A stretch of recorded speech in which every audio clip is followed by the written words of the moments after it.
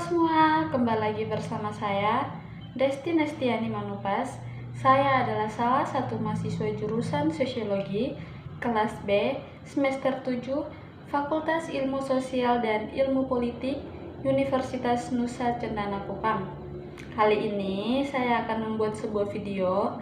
Nah, video ini merupakan tugas perencanaan dan kebijakan sosial yang diasuh oleh Bapak Lazarus C. Hamad. Jangan lupa like, komen, dan subscribe ya teman-teman. Silakan menyaksikan. Teman-teman, kali ini saya akan menjelaskan mengenai bagaimana pandemi COVID-19 mengubah masyarakat. Seperti yang kita tahu, pandemi COVID-19 ini adalah virus yang sangat-sangat berbahaya.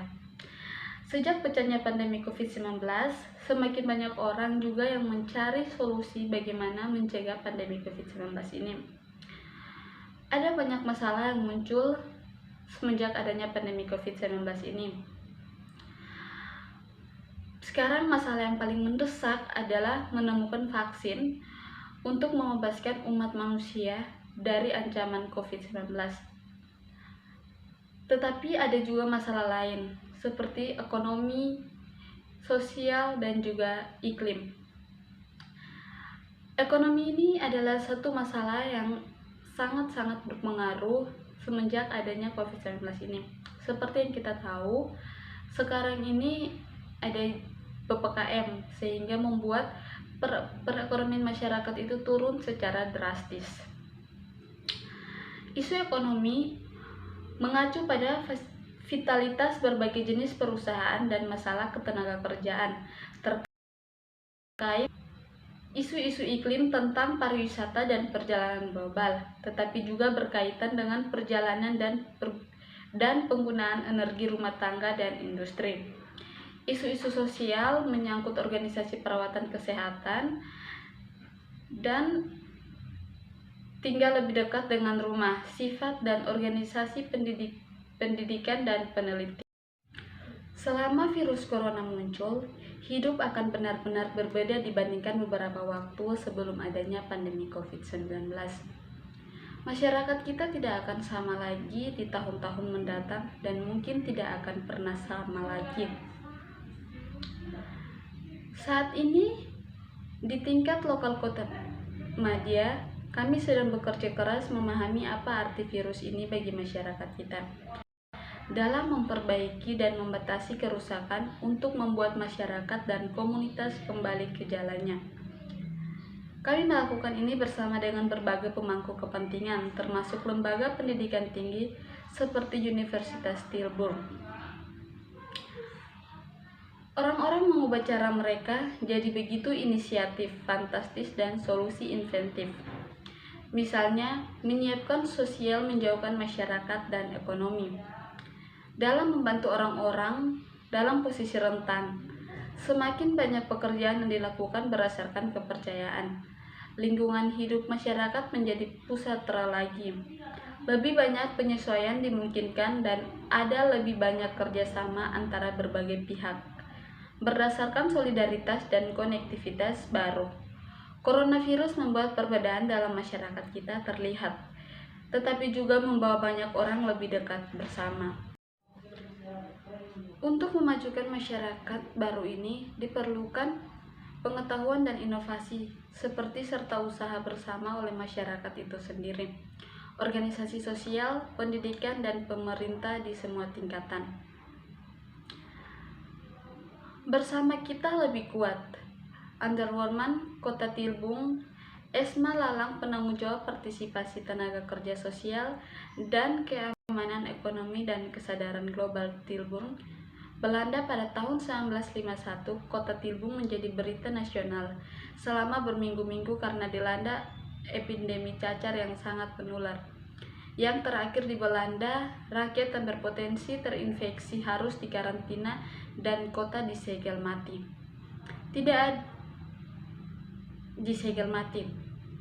Ini akan berbeda untuk dampak virus corona, kejadian luar biasa.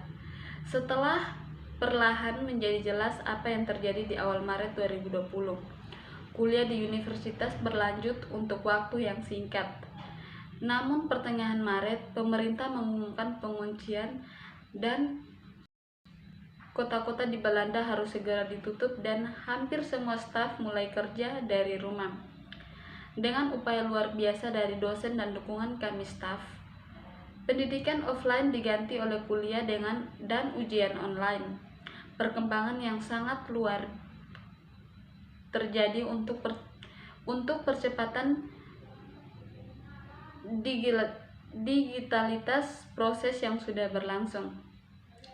Sebagai ilmuwan yang berkomitmen, kami dengan cepat mengembangkan rasa ingin tahu dan sehat tentang dampak lanjutan dari krisis virus corona. Di Universitas Tilburg, kami terus-menerus memperdebat posisi akademi antara pemahaman masyarakat dan masyarakat maju, yakni dari refleksi kritis ke ideologis konstruktif, atau bahkan lebih sederhana dari wawasan nilai-nilai saat ini dan mekanisme animisme ke konstruksi baru.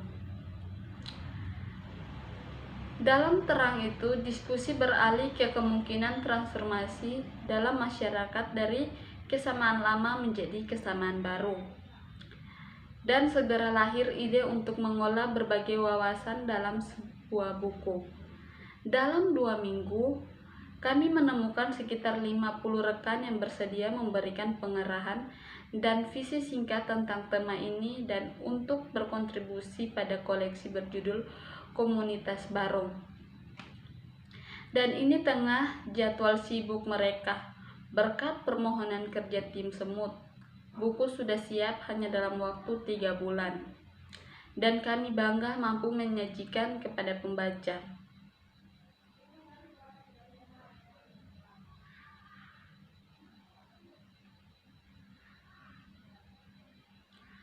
Kamis 27 Februari 2020, Televisi Nasional Belanda menayangkan program informasi khusus virus COVID-19 yang melanda beberapa negara juga di Eropa.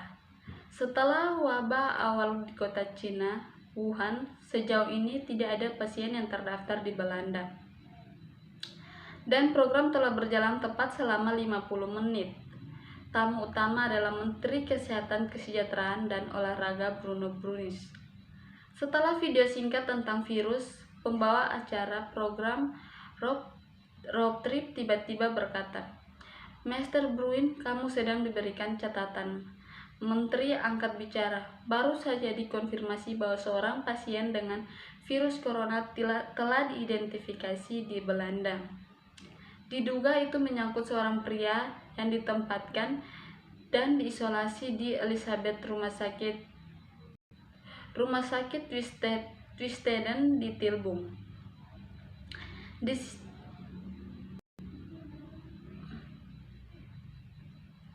Pada 18 Maret, Menteri Bruno Bruins pingsan karena kelelahan saat debat di gedung pemerintah perwakilan. Keesokan harinya, dia mengundurkan diri dan segera setelah itu untuk sementara digantikan oleh politisi dari partai yang bukan bagian dari koalisi politik saat ini.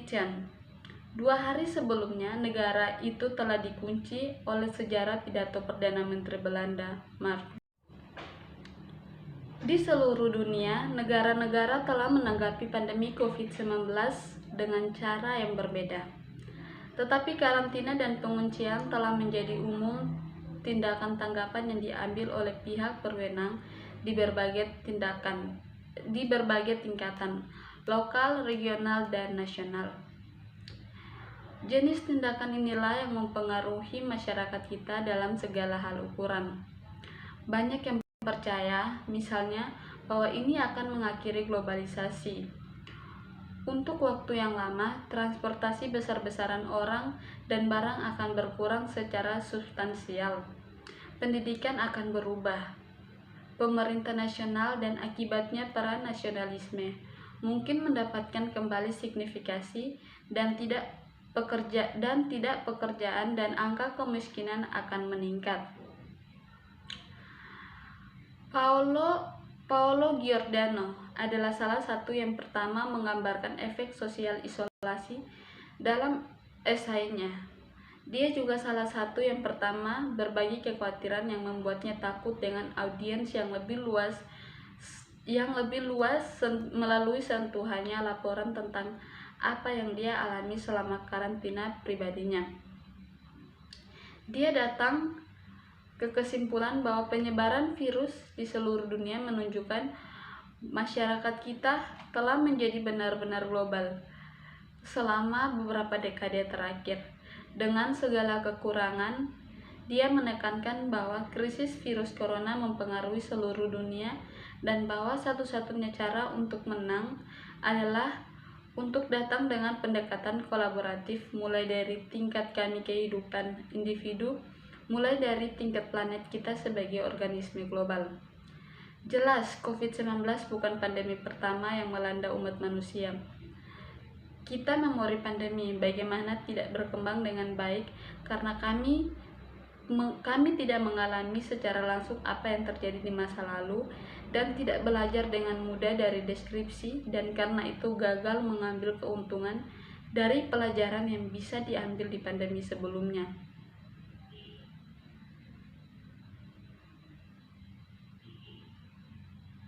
Selain Perang Dunia I dan II, tidak ada lawan yang jelas dan nyata. Tanda virus corona bertingkat sebagai pembunuh dan penyeimbang yang tidak terlihat dan apa. Seseorang bisa menjadi korban. Akibatnya setelah krisis berakhir, kita semua selamat. Diakui, kita semua mengerti bagaimana itu dimulai pada Desember 2019. Tetapi bagaimana akhirnya tidak jelas, dan itulah yang sulit dihadapi orang dengan menggunakan sains untuk menjelaskan kepada kami apa yang terjadi, untuk memberitahu kami yang mana dari banyak skenario kemungkinan besar akan berkembang dan apa yang harus dilakukan dan apa yang tidak boleh dilakukan. Tapi kami merasa tidak pasti dan bingung. Ilmu ternyata tidak sempurna seperti ahli virus dan ahli epidemiologi menghasilkan teori dan pernyataan yang saling bertentangan. Atau beberapa dari kita, termasuk para pemimpin politik, tidak menyukai implikasi dari mereka nasihat dan pergi ke penolakan.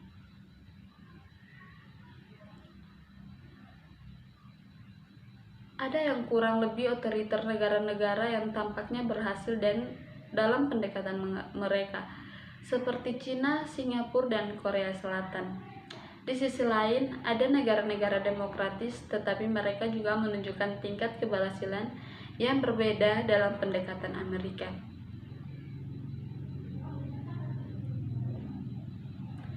Dalam pengantar ini, kami berhipotesis dalam pandemi COVID-19 sebagai intervensi yang mempengaruhi masyarakat seperti yang kita ketahui. Sebagai kontribusi dalam volume ini akan menunjukkan intervensi ini selanjutnya dapat memperburuk keadaan saat ini. Urusan menonjol kekurangan dan kekurangannya, atau mungkin mengarah pada yang baru dan situasi yang lebih baik.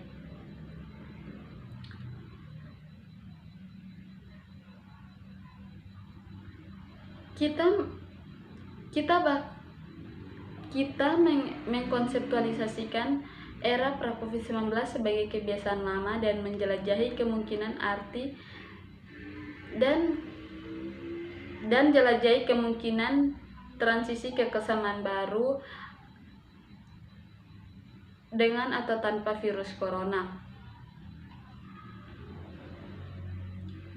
Bagaimana memahami krisis COVID-19 saat ini? Sementara banyak orang yang mengandalkan atas pernyataan resmi yang dibuat oleh pemerintah, lembaga ilmiah, dan ahli untuk menjawab pernyataan ini, yang lain tidak.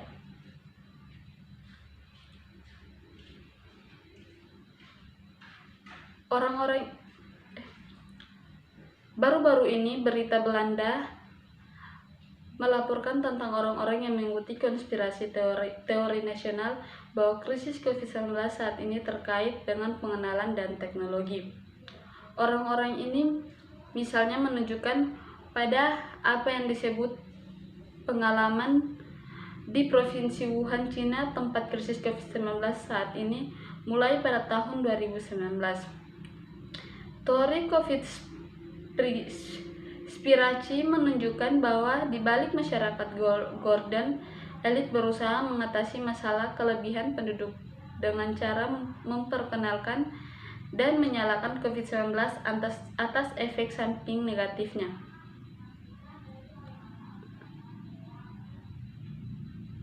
Sementara itu, media arus utama atau MSM telah mengarahkan perhatian mereka terhadap fenomena yang baru berkembang ini.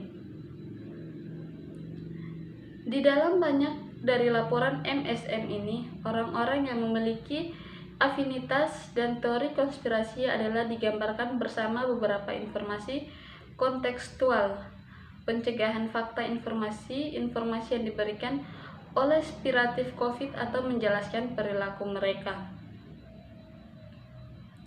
Teori konspiratif bisa datang dalam banyak samaran, dan pada intinya mereka adalah seperangkat keyakinan bahwa di balik tirai sosial, kelompok jahat mendoktrinisasi individu atau masyarakat yang memerintah. Video singkat dari saya. Terima kasih. Sampai jumpa di video selanjutnya. Bye-bye.